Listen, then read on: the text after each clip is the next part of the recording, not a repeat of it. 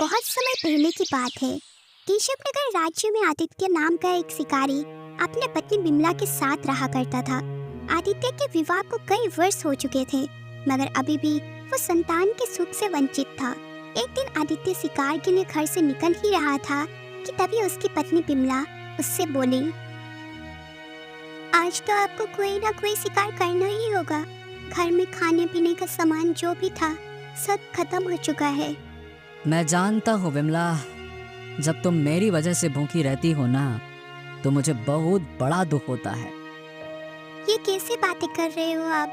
भला आपकी वजह से मैं भूखी क्यों रहती हूँ? क्योंकि मैं एक शिकारी हूँ और काफी समय से मुझे कोई ढंग का शिकार नहीं मिला है। अगर मैं शिकार के अलावा कोई और काम जानता तो शायद हमें ये दिन देखने ना पड़ते।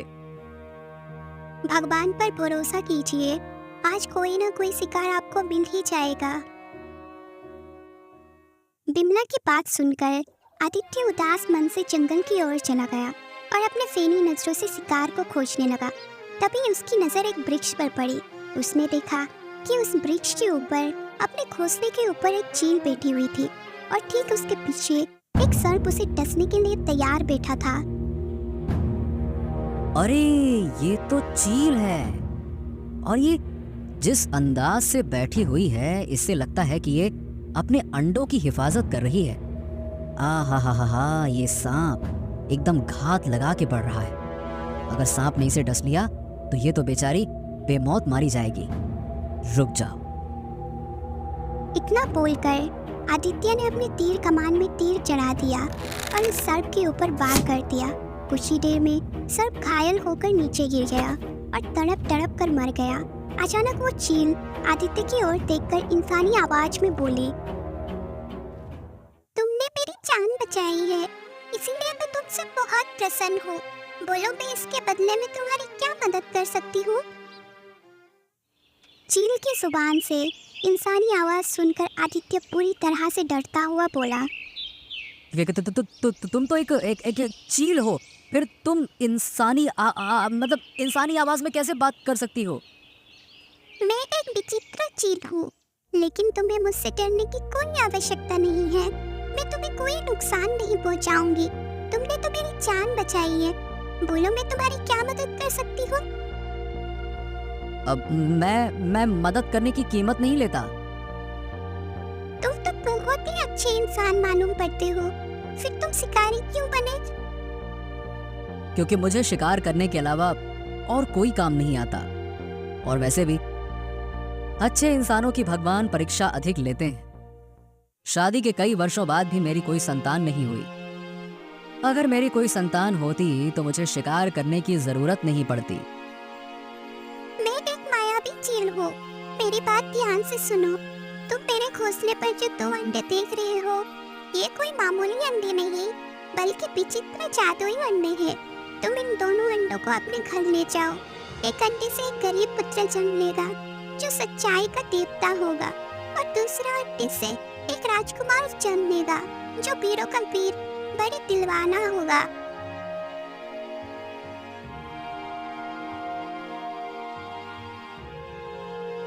आदित्य उन दोनों अंडों को अपने घर पर लेकर आ गया। अरे विमला, मैं क्या बताऊं, मुझे तो विश्वास ही नहीं हो रहा कि जो घटना मैंने अपने आंखों से देखी वो सत्य है। हाँ, तुम्हारे हाथ में ये 2 अंडा बता रहा है कि तुमने जो कुछ भी देखा है वो सब सत्य है। अब और देर ना करें, जल्दी से इन अंडों को उठाकर रख दो। आदित्य ने जैसे ही वो अंडे रखे, अचानक अंडों का आकार बड़ा होने लग गया और दोनों अंडे फूट गए। अंडों के फूटते ही 2 शिशुओं की किलकारियां आदित्य और बिमला के कानों में गूंजने लगी। इसका मतलब वो मायावी चील सही बोल रही थी। ये दोनों अंडे तो वाकई चमत्कारी निकले। इतना बोलकर बिमला ने अंडों से दोनों बच्चों को उठा लिया और आदित्य से बोली, ये दोनों बच्चे तो बहुत ही सुंदर है। हाँ विमला, ये दोनों बड़े ही प्यारे बच्चे हैं। और ले, देखो तो सही कितने प्यारे हैं। और हाँ, आज से ये हमारे ही पुत्र हैं। इनके जन्म से पहले ही इनकी भविष्यवाणी कर दी गई है, इसीलिए मैं इनका नामकरण अभी से करती हूँ। इनमें से एक राजकुमार होगा, मैं उसका नाम अशोक रखती हूँ, और दूसरा गरीब होगा लेकिन मन का धनी होगा, मैं उसका नाम बलराम रखती हूँ। बिमला की बात सुनकर आदित्य मुस्कुराने लगा। समय इसी तरह बीतता रहा और बिमला अपने दोनों पुत्रों के मुंह में इस कदर डूब गई कि वो ये भूल ही गई थी कि उसके दोनों पुत्र उसकी कोख से नहीं बल्कि अंडों से जन्मे हैं। ऐसे ही 20 वर्ष बीत गए। अशोक और बलराम 20 वर्ष के हो चुके थे। वो दोनों भाई अब आदित्य के साथ खेतों में उसका हाथ बटाते थे। एक दिन वो दोनों अपने पिता के साथ खेत में बैठे हुए थे कि तभी एक व्यक्ति दौड़ता हुआ वहां आकर आदित्य से बोला, अरे आदित्य, हाँ आदित्य, अरे अरे तुमने कुछ सुना क्या भाई? अरे रुको रुको रुको, क्या हो गया? तुम इतने घबराए हुए क्यों हो? अरे सारे केशव नगर में भय का माहौल छाया हुआ है भाई। अरे जब से तांत्रिक ने महाराज विक्रम की पुत्री का अपहरण करने की धमकी दी है ना, अरे क्या बताऊं, अरे पूरे राज्य में सैनिक तैनात कर दिए गए हैं। अरे रे रे रे रे, ये राजा विक्रम भी ना, इसको तांत्रिका जादूगरनी से बिल्कुल नहीं उलझना चाहिए था। उसके बारे में तो सभी जानते हैं कि वो काली विद्या की रानी है। अरे चुप चुप चुप चुप, तुम्हें ऐसा नहीं कहना चाहिए आदित्य। अरे तुम जानते हो ये तंत्रिका ने कितने मासूम और निर्दोष लोगों का खून पिया है। हाँ बात तो सही है, लेकिन ये तुम भी अच्छी तरह से जानते हो कि तंत्रिका का मुकाबला बड़े से बड़ा साधु भी नहीं कर सका। तभी बलराम क्रोधित होते हुए अपने पिता आदित्य से बोला, पिताजी मुझे आज्ञा दीजिए, मैं उस तांत्रिक का सर्वनाश कर दूंगा। जब भी मैं किसी पर अत्याचार होते हुए देखता हूँ तो मेरा खून खौल उठता है, और फिर तांत्रिक तो एक बहुत बड़ा अत्याचारी है। अरे देखो भाई, सीधी सी बात, तंत्रिका का अंत तो मैं भी कर सकता, परंतु अगर महाराज स्वयं चलकर मेरे पास आए और मुझसे मदद मांगे, अरे भाई तभी तो मैं उनकी सहायता करूंगा ना। क्यों भाई, क्या मुझे सपना आएगा क्या? बलराम और अशोक की बातें सुनकर वो व्यक्ति मुस्कुराते हुए बोला, मुझे तुम दोनों की कौशल पर कोई शक नहीं है। व्यक्ति की बात सुनकर दोनों भाई मुस्कुराने लगे। उधर राजा विक्रम चिंतित अवस्था में दरबार में अपनी पुत्री राजकुमारी चंद्रलेखा के साथ बैठे हुए थे कि तभी उसके बगल में खड़ा हुआ उसका मंत्री चरण सिंह उससे बोला, महाराज इस तरह चिंतित होने से कुछ नहीं होगा। सोचिए ये सब जिससे तांत्रिका को गिरफ्तार किया जा सके। मंत्री जी, तुम्हारे कहने पर ही हमने तंत्रिका को इस राज्य से बाहर खदेड़ दिया। हमने सोचा था कि वो डर जाएगी, मगर ऐसा बिल्कुल नहीं हुआ। अरे उसने तो हमारी आंख के सामने हमारी पुत्री का अपहरण करने की धमकी दे दी है। महाराज लगता है हमने तांत्रिका को राज्य से बाहर निकालने में जल्दबाजी कर दी। हमें सबसे पहले उसके मंसूबों के बारे में जानना चाहिए था कि आखिर वो ऐसी कौन सी काली विद्या की प्रक्रिया कर रही थी जिसके लिए उसने इतने निर्दोष और मासूमों की बलि दी। ठीक है, तुम बिल्कुल सही कहते हो मंत्री जी। पिताजी, अब तो सभी साधुओं ने भी मदद करने से इनकार कर दिया। कोई भी साधु तांत्रिका से मुकाबला नहीं कर सकता। तो क्या वास्तव में तांत्रिका मेरा अपहरण करके ले जाएगी? राजकुमारी चंद्रलेखा ने इतना कहा ही था कि तभी वहां पर एक स्त्री की भारी आवाज टकराई। तुम बिल्कुल सही कह रही हो चंद्रलेखा, मैं तुम्हारे महल से तुम्हारे ही पिता के सामने तुम्हारा अपहरण करके ले जाऊंगी और वो कुछ नहीं कर सकेगा। तभी महल के दरबार में काला धुआं फैलने लगा। अगले ही पल उस काले धुएं ने एक बूढ़ी औरत का रूप धारण कर लिया। वो बूढ़ी औरत भयानक मुस्कान से राजा विक्रम से बोली, मूर्ख राजा, तुझे क्या लगता था कि तू मुझे राज्य से निकाल देगा और मैं आंखें बंद करके बैठी रहूंगी? मुझे केवल एक बलि की आवश्यकता थी जो तूने मुझे नहीं लेने दी। अब वो बोली मैं तेरे बेटी से लूंगी और उसके बाद मैं अपने मकसद में कामयाब हो जाऊंगी। इतना बोलकर तांत्रिका काले धुएं में परिवर्तित हो गई और पूरे महल में काला धुआं फैल गया। अगले ही पल वो धुआं वहां से हट गया, लेकिन राजकुमारी चंद्रलेखा वहां से गायब थी। ये देखकर राजा चिल्लाते हुए बोला, मंत्री चरण सिंह, ये क्या हो गया? अरे देखा नहीं तुमने? तंत्रिका ने जो कहा वो करके दिखा दिया। अरे वो हमारी आंखों के सामने से हमारी बेटी का अपहरण करके ले गई। जाओ जाओ, जाकर सारे राज्य में जितने भी साधु हैं उन्हें यहाँ लेकर आओ। महाराज, सभी साधुओं ने अपने हाथ खड़े कर लिए हैं, केवल एक साधु के अलावा, परंतु उनके पास आपको चलकर जाना पड़ेगा। वो राजमहल में नहीं आते। हम अपने पुत्र की जान बचाने के लिए कहीं भी चलने को तैयार हैं। मंत्री जी बताओ, वो साधु हमें कहाँ मिलेंगे? कुछ ही देर में राजा विक्रम मंत्री चरण सिंह के साथ जंगल में घने वृक्ष के नीचे खड़ा हुआ था, जहाँ एक साधु उस वृक्ष के नीचे आंखें बंद करके बैठे हुए थे। अचानक साधु ने आंखें खोलकर राजा विक्रम की ओर देखते हुए बोला, मैं जानता हूँ तुम यहाँ पर क्यों आए हो राजन। अगर आप सब कुछ जानते हैं तो फिर मेरी सहायता कीजिए साधु महाराज। महाराज, इस समय मैं आपको सिर्फ ये बता सकता हूँ कि तांत्रिका आपकी पुत्री को लेकर कहाँ गई है, परंतु मैं स्वयं तुम्हारी पुत्री को बचाकर नहीं ला सकता। लेकिन इतना बता सकता हूँ कि अगर तुम्हारी पुत्री को कोई बचा सकता है तो केवल इस संसार में विचित्र 2 युवक ही बचा सकते हैं, जिन्होंने अपनी माँ की कोख से जन्म नहीं लिया। ये सुनकर राजा विक्रम बुरी तरह से चौंकता हुआ बोला, क्या आप कहना क्या चाहते हैं साधु महाराज? उन्होंने अपनी माँ की कोख से जन्म नहीं लिया है, तो फिर कैसे जन्म लिया है? ये जानने का अभी तुम्हारे लिए समय नहीं है महाराज। जाओ, जाकर ये ऐलान कर दो कि अगर कोई भी व्यक्ति तुम्हारी पुत्री को तांत्रिका के चंगुल से छुड़ाकर लेकर आएगा तो तुम उस वीर से अपनी पुत्री का विवाह कर दोगे। मैं जानता हूँ कि संसार में केवल वो 2 युवक हैं जो तांत्रिका से नहीं डरते। वे दोनों तुम्हारी पुत्री को उसके चंगुल से छुड़ाकर जरूर लेकर आएंगे। उसके बाद तुम उन दोनों में से किसी एक से अपनी पुत्री का विवाह बहुत कम है। साधु का आदेश सुनते ही राजा विक्रम अपने मंत्री चरण सिंह के साथ अपने महल पहुंच गया और उसने सारे राज्य में वही ऐलान करवा दिया जो साधु महाराज ने कहा था।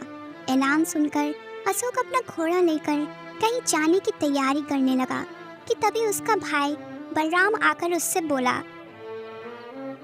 अशोक, तुम कहाँ जा रहे हो? अरे क्या तुमने सुना नहीं?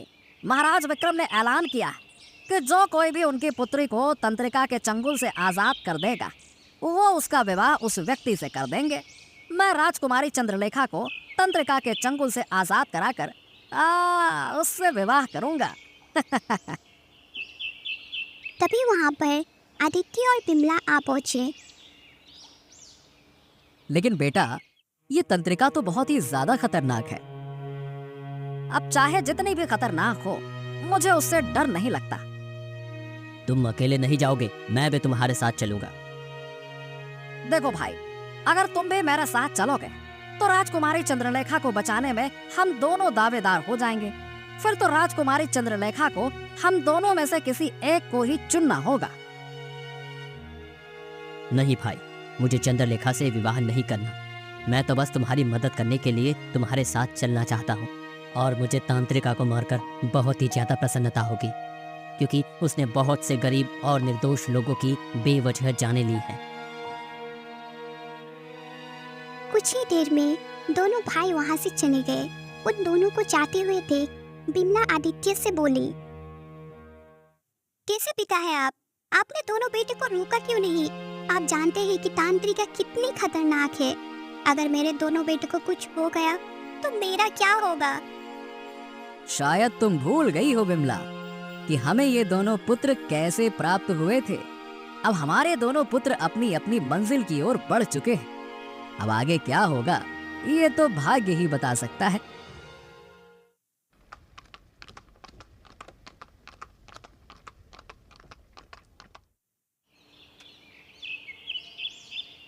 अशोक, हम दोनों यहाँ पर आ तो गए हैं, पर हमें ये नहीं पता कि तांत्रिका हमें कहाँ मिलेगी। हाँ, तुमने सही कहा। और कोई भी साधु डर की वजह से हमें बताने को तैयार भी नहीं है। तभी वहाँ पर एक चील उड़ती हुई आ गई और उन दोनों की ओर देखकर बोली, मैं जानती हूँ कि वो तांत्रिका तुम्हें कहाँ मिलेगी। चील के मुंह से इंसानी भाषा सुनकर वो दोनों भाई आश्चर्यचकित रह गए। तुम तो चील हो, चील भला मनुष्य की आवाज में कैसे बात कर सकती है? मैं कोई साधारण चील नहीं, बल्कि एक विचित्र चील हूँ। कैसी विचित्र चील है? हम दोनों कुछ समझे नहीं। समझने और समझाने का समय अभी नहीं है। मैं केवल तुम दोनों को ये बताना चाहती हूँ कि तुम दोनों साधारण नहीं हो। अगर इस संसार में तांत्रिका का मुकाबला कोई कर सकता है तो वो केवल तुम दोनों हो। अगर तांत्रिका को तुम दोनों एक साथ मिलकर ही मार सकते हो। और वो कैसे? जब तुम तांत्रिका के काले महल के अंदर पहुंचोगे तब तुम्हें तांत्रिका की कोई भी बात नहीं सुननी है। तुम दोनों में से एक उसकी चोटी पकड़ लेना और दूसरा उसकी चोटी में आग लगा देना। जैसे ही उसकी चोटी में आग लगेगी उसकी मृत्यु हो जाएगी, क्योंकि उसकी तांत्रिका को लेकर चोटी में तुरंत महल चले जाना। अब तुम दोनों अपनी आंखें बंद कर लो। जब तुम अपनी आंखें खोलोगे तो स्वयं को तांत्रिका के महल में पाओगे। उन दोनों भाइयों ने अपनी आंखें बंद कर ली। कुछ क्षणों बाद जब उन्होंने अपनी आंखें खोली तो उन्होंने खुद को एक विचित्र महल के अंदर पाया। सामने एक भयानक बूढ़ी स्त्री खड़ी थी जो उन्हें घूर रही थी और ठीक उसके बगल में डरी सहमी राजकुमारी चंद्रलेखा खड़ी हुई थी। वो बूढ़ी स्त्री कोई और नहीं बल्कि तांत्रिका थी। वो गुस्से से उनकी ओर देखकर बोली, तुम दोनों कौन हो और यहाँ कैसे आ गए? जहाँ तक मैं जानती हूँ किसी इंसान में इतनी ताकत नहीं है कि वो मेरे महल के अंदर घुस सके। तांत्रिका की बात का उन दोनों भाइयों ने कोई जवाब नहीं दिया और अशोक तुरंत जाकर तांत्रिका का चोटी पकड़ ली। ऐसे करते ही तांत्रिका खुद को लाचार महसूस करने लगी। वो चीखती हुई बोली, ये नामुमकिन है। इस तरह की शक्ति पृथ्वी लोक के वासियों में नहीं होती। ऐसी शक्ति तो केवल पाताल लोक के वासियों में होती है। इसका मतलब मैंने बरसों पहले पाताल लोक की रानी को जीवित छोड़ने की गलती कर दी, जब मैंने उसे एक चील में परिवर्तित कर दिया था। तांत्रिका ने इतना कहा ही था कि तभी बलराम ने उसकी चोटी में आग लगा दी। कुछ ही देर में तांत्रिका जलकर राख हो गई। उसके राख होते ही अशोक ने राजकुमारी चंद्रलेखा की ओर देखकर कहा, डरने की कोई बात नहीं राजकुमारी, अब तुम सुरक्षित हो। राजकुमारी जल्दी चलिए, हमें आपको तुरंत महल में ले चलना है। चलिए। कुछ घंटों के बाद अशोक, बलराम और राजकुमारी चंद्रलेखा राजा विक्रम के महल में खड़े हुए थे। राजा विक्रम अपनी पुत्री की ओर देखकर चौंक पड़ा। महाराज, मैं आपकी पुत्री को तंत्रिका के चंगुल से आजाद करा के ले आया हूँ और तंत्रिका को भी मैंने समाप्त कर दिया। ये सुनकर राजा विक्रम बुरी तरह से चौंक पड़ा और अपने आप से बोला, क्या? लेकिन साधु महाराज ने तो कहा था कि मेरी पुत्री को तंत्रिका के चंगुल से केवल वही छुड़ा सकता है जिसने अपनी माँ के कोख से जन्म नहीं लिया हो। इसका मतलब ये दोनों भाई वही हैं। इतना बोलकर राजा विक्रम अशोक और बलराम की ओर देखकर बोला, मैं तुम दोनों के माता पिता से मिलना चाहता हूँ। मैं तुम्हारे माता पिता को सम्मान से अपने महल में बुलाना चाहता हूँ। कुछ ही देर में आदित्य और बिमला महल के दरबार में खड़े हुए थे। राजा विक्रम आदित्य की ओर देखकर बोला, मुझे साधु महाराज ने बताया था कि मेरी पुत्री को तंत्रिका के चंगुल से केवल वही दो युवक छुड़ा सकते हैं जिन्होंने अपनी माँ की कोख से जन्म नहीं लिया होगा। तुम्हारे दोनों पुत्र न केवल मेरी पुत्री को तंत्रिका के चंगुल से छुड़ाकर लाए, बल्कि उन्होंने तंत्रिका को भी समाप्त कर दिया। वाह जिसे बड़े से बड़े साधु भी समाप्त नहीं कर पाए। चलो अब बताओ आखिरकार इसका रहस्य क्या है? राजा विक्रम ने इतना कहा ही था कि तभी वही चील उड़ती हुई महल में पहुंच गई और रंग बिरंगी किरणों के साथ एक सुंदर स्त्री में परिवर्तित हो गई। ये देखकर राजा विक्रम आश्चर्य में पड़ गया। सुंदर स्त्री राजा विक्रम की ओर देखकर बोली, राजा विक्रम, उस साधु महाराज ने सच कहा था। दरअसल ये दोनों मेरे पुत्र हैं। तुम्हारे पुत्र? अब मैं कुछ समझा नहीं। बरसों पहले तांत्रिका ने पताल लोक पर शासन करनी कर दी थी। जब मुझे इस बात का पता चला तब मैंने तांत्रिका को सबक सिखाने के लिए पृथ्वी लोक पर भेजने का निर्णय लिया, लेकिन मैंने उसे कमजोर समझ लिया। तांत्रिका ने मुझे चील के रूप में अपने जादू की शक्ति से परिवर्तित कर दिया, मगर वो नहीं जानती थी कि मैं उस समय गर्भवती थी। मैंने चील के रूप में तो अंडे दिए, पर ये दोनों पुत्र उन्हीं अंडों से जन्मे हैं। अपनी काले जादू की शक्ति के बल पर तांत्रिका इतनी ताकतवर हो गई थी कि पृथ्वी लोक का कोई भी मनुष्य उसे समाप्त नहीं कर सकता था। लेकिन मेरे दोनों पुत्र ने अपनी साहस और ताकत से उसे समाप्त कर दिया।